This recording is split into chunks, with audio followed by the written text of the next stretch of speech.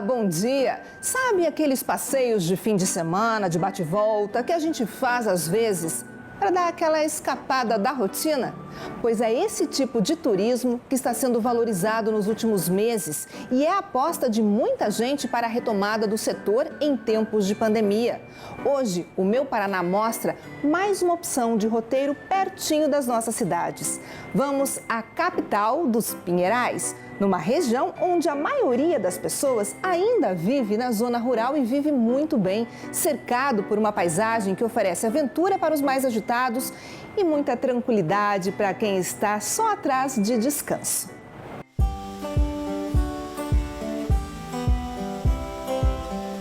Cercada por belezas naturais, Turvo é um convite para o relaxamento. Nosso percurso começa pedalando. O grupo é formado por 5 turistas, 2 guias e a nossa equipe de reportagem. Seguimos o distanciamento e todos usam máscara. Vamos percorrer 21 quilômetros, passando por um roteiro batizado de Caminho dos Pinheirais. E não é para menos. No meio da pedalada, propriedades rurais, trechos de mata preservada, cachoeiras. As quedas variam de tamanho, de extensão e cada uma tem o seu encanto. Nesse percurso a gente pode fazer ele tanto de bicicleta como uma caminhada ecológica. Aí no trecho de 19 quilômetros caminhando, a gente passa por 15 cachoeiras. No trecho de ciclismo, que pega algumas estradas rurais e algumas trilhas no meio da mata, são 10 cachoeiras ao todo. É um percurso para fazer bem tranquilamente, de contemplação, com acompanhamento dos guias e apreciando toda a vegetação, os pinheiros centenários, a mata nativa e as cachoeiras, que são os principais atrativos desse caminho. O município de Turvo é conhecido como a capital dos Pinheirais. Mas o nosso caminho não é só de beleza. Na trilha, há trechos onde a lama não nos permite arriscar pedalando. O jeito é descer e ir empurrando mesmo. Nesta outra localidade, um riacho surge no caminho. A escolha é entre atravessar pela água ou passar pela ponte estreita. Mas depois da dificuldade, vem a recompensa: olhar o Vale do Sol. Logo abaixo tem ainda a Cascata da Muralha, em que só os mais corajosos ousam chegar, por conta da trilha, que é bastante difícil. E que no fim é motivo de comemoração. Esse passeio de bicicleta eu nunca tinha feito. Então está sendo uma super aventura, muito bom. Hora de deixar a trilha e seguir pela estrada de chão. Aqui, a pedalada é mais tranquila e as paisagens recompensadoras. Uma delas é a vista do Lajeado Oco, de onde é possível admirar uma das maiores florestas de pinheiros do município. Depois de 2 horas, chegamos a uma área de mata preservada. Então, olhos atentos para observar o que a natureza tem de melhor. Os riachos vão nos guiando, até vermos bem de perto a cachoeira Águas da Laje. Ela tem 30 metros de altura e na parte de baixo, mais 2 de profundidade. Ao longo do percurso a gente passa por diversas árvores. É claro que o caminho conhecido como dos Pinheirais tem pinheiros gigantescos, como esse aqui, de 40 metros de altura e mais de 5 metros de circunferência. Nas pequenas propriedades rurais da vizinhança, dividimos espaço com os animais do campo, que vivem soltos. A gente segue pedalando, explorando as belezas da trilha. Este é o Salto do Céu, no Rio Cachoeira. Ele tem 9 metros de altura por 9 de largura. Antigamente, uma serraria usava a força da água para funcionar, mas com o tempo e as enchentes, a estrutura acabou sendo levada pelo rio. As belezas naturais que a cidade reúne chamaram a atenção da Gabriela, mineira de Belo Horizonte. Começar um ano desse jeito, em contato com a natureza, é a melhor coisa que eu posso fazer pela minha pessoa. E ainda mais aqui, nessa região que é tão rica em natureza, cada coisa ainda muito bem preservada, é um presente mesmo. Ultimamente, as aventuras e as belezas de Turvo têm atraído mais turistas para a região. Um reforço no caixa das famílias que são donas das terras onde ficam essas riquezas naturais. De fato, a agropecuária ainda é o carro-chefe da economia do município. É um município que está de 37 para 38 anos de idade, né? No início foi difícil a gente criar parcerias com os proprietários, com as famílias que nos atendem. Hoje a gente já está tendo procura de famílias que querem se integrar ao projeto. Fim da linha para as bicicletas. Daqui para frente seguimos a pé. Primeiro pelas áreas de pastagem. Depois, numa trilha escura e estreita, até chegarmos na Cachoeira da Onça Preta. Lugar ideal para o aquatrekking, uma caminhada dentro da água. As cordas são um dos desafios do aquatrekking e o princípio é bem simples. A gente vai escalar utilizando as cordas, sempre com os pés separados para dar o equilíbrio do corpo e sempre o mais com o tronco para trás possível. É preciso pôr força nas pernas e nos braços para subir as 3 ondulações da rocha. A caminhada pela água termina na Cachoeira do Escorregador. Os mais experientes se arriscam subindo no meio das rochas, se apoiando pelas pedras até chegar embaixo da queda d'água. De volta à trilha, a aventura continua. E mais uma vez, vamos mudar de esporte. É hora de se equipar para encarar o Boia Cross. É 1,5 km de corredeiras e para isso a gente precisa se preparar. Primeiro de tudo o colete, então bem ajustado, no tamanho certo, o capacete, que também é flutuante, e a boia, que é uma câmara de caminhão, só que revestida com uma capa onde você pode se segurar e onde você tem o assento que protege também de qualquer batida. Boias na água e começamos a descer as corredeiras. As águas desafiam até os mais corajosos. O Boia Cross é um esporte que pode ser dividido em 2 formas. O de contemplação, em águas mais calmas, e o radical, que é propício para rios de correnteza, como o Rio Cachoeira, que proporciona momentos de muita aventura. Pessoas de todas as idades podem participar do passeio. Um exemplo é a Isadora, de apenas 9 anos. Muito legal! O passeio da boia, a correnteza, muito legal. É claro que fazer todas essas atividades é bastante cansativo.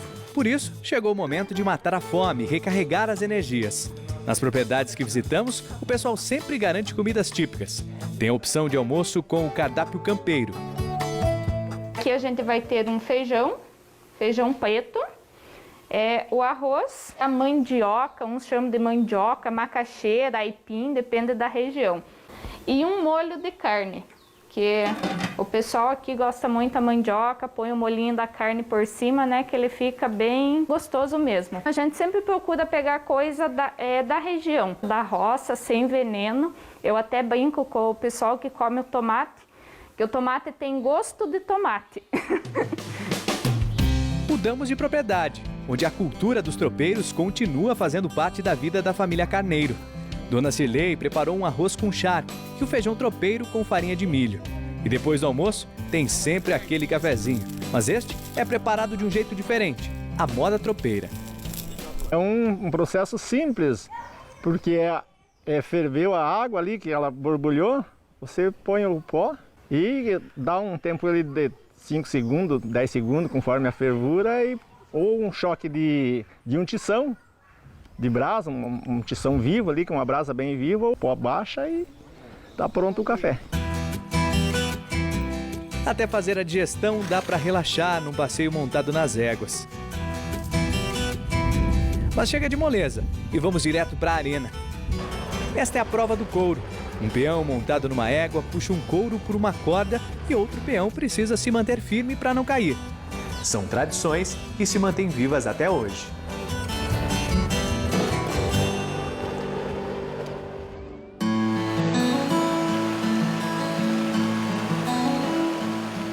São os tons escuros das águas de Turvo que deram nome ao município, que fica na região centro-sul do Paraná. A maior parte da população de 13 mil habitantes está no campo. Segundo o IBGE, de cada 10 pessoas, 6 vivem em propriedades rurais. E a área rural é cheia de mistérios. Seguimos uma trilha de 2,5 km pelas florestas do segundo Planalto Paranaense. Com a mudança de altitude, muda também o ecossistema. Nesta região também existem grutas e cavernas que guardam registros dos povos indígenas, que há milhões de anos viveram aqui. Então aqui nós estamos chegando no Salão de Areia. Essa caverna ela tem 6 metros de altura por 24 de profundidade. É uma caverna de arenito, completamente plana. E aqui com certeza foi uma morada indígena, porque já foram encontrados vários sítios arqueológicos aqui nessa região. Além dessa formação rochosa, o que também chama atenção são os animais que vivem por aqui. Olha só o tamanho desta aranha. Também encontramos insetos que vivem longe da luz. Há cerca de 4.000 anos, eles tinham a companhia dos índios Itararé-Taquara e dos Tupi-Guarani, que começaram a vir para essa região há cerca de 2.000 anos atrás. A caminhada continua em trechos mais úmidos, outros com um pouco de dificuldade, até chegarmos à Toca do Tigre. Ela varia em altura, mas são 62 metros de comprimento, sendo a maioria de total escuridão. Antigamente, os moradores diziam que muitas onças se refugiavam aqui. Em alguns trechos, precisamos nos agachar, pisar em partes úmidas. Mas com jeitinho, conseguimos chegar até o fundo da Toca do Tigre. Essa região que nós estamos caminhando é a escarpa da Serra da Esperança. Então, no centro do Turvo é 3º Planalto Paranaense. Ali na beira do rio Ivaí é 2º Planalto Paranaense. E nessa região a gente está justamente no meio. E então vamos até o final lá da gruta, da caverna, onde moram os morcegos. São morcegos frugívoros, ou seja, se alimentam apenas de frutas. Andando aqui pela Toca do Tigre, o que chama a atenção é essa formação dela, no formato triangular. Isso ocorre por conta da água que passa por aqui e ao longo de centenas de milhares de anos foi desgastando e erudindo essa rocha. O Diego vive em Minas Gerais e já tinha visitado outras cavernas, mas nunca tinha conhecido uma com solo arenoso e ficou impressionado com um formato tão diferente. Forma da rocha, composição, a textura, não conhecia ainda, não tinha experimentado ainda esse tipo de formação. Saímos da escuridão da Toca do Tigre para continuar o caminho pela trilha das cavernas. Neste trajeto, encontramos algumas rochas em que a água escorre e cai em queda livre no solo arenoso. Logo, encontramos a Gruta das Gravuras, que exibe nas pedras figuras e padrões de desenho. São gravuras bem primitivas, alguns riscos, alguns formatos mais simples. Provavelmente são dos Itararé-Taquara, uma etnia que deu origem aos caigangues. Eles vinham para esses lugares para olhar as estrelas, calcular as estações do ano. Possivelmente, registravam as marcações neste paredão. As análises estão só começando. A gente encontrou essas marcações aqui na rocha e nós fotografamos e mandamos para a equipe de arqueologia do Museu Paranaense e eles confirmaram que realmente são gravuras rupestres dos povos que viveram aqui nessa região. E aí a equipe vai vir fazer o estudo realmente para nos dizer, né, de que etnia que era e de quanto tempo que essas gravuras estão aqui. A maioria dos sítios arqueológicos aqui da região, já foram mais de 60 catalogados, são peças de cerâmica ou de pedra que são encontradas enterradas. E aqui é o primeiro ponto onde a gente encontrou isso num paredão. Viramos esta página da história para retomar a aventura. É a minha primeira vez numa descida de rapel. Para isso, temos o apoio dos guias que orientam sobre como fazer a descida. Pode sentar na cadeirinha? Vamos lá. Pé na rocha, mãos na corda, uma em frente ao rosto e outra na parte de trás para controlar a descida. Neste momento, a melhor sensação. A rocha fica distante e não há mais onde se apoiar. E quando vou achando que está quase no fim da descida, vem a surpresa.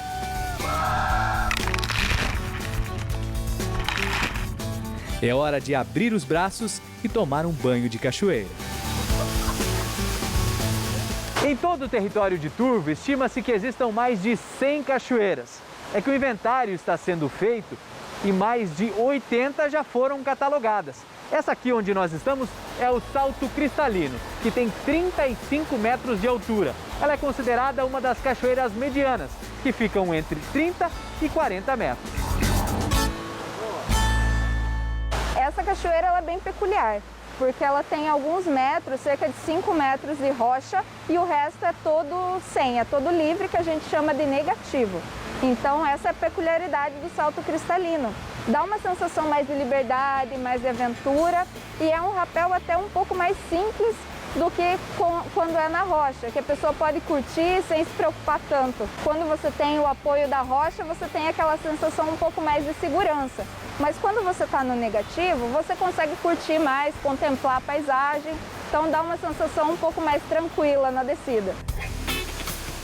Seu José também encarou o desafio do rapel pela primeira vez. Ele é morador de Guarapuava, que fica a 45 quilômetros de Turvo, e não conhecia as belezas naturais que o município tem a oferecer. Nossa, muita adrenalina.